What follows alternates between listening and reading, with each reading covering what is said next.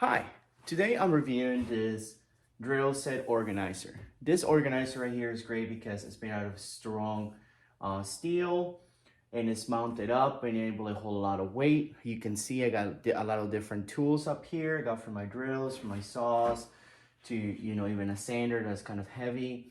I can store my batteries if I want up here, organize everything. I got all my drill beds and all my heads for my screwdrivers. I got all my attachment stuff for, walls or, extra screws or anything that I use. Over here you can see I'm able to hang a hammer.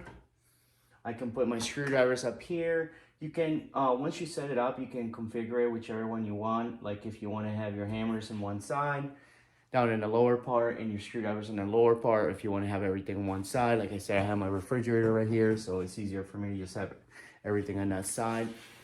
This item is amazing because you can organize a lot of tools. You can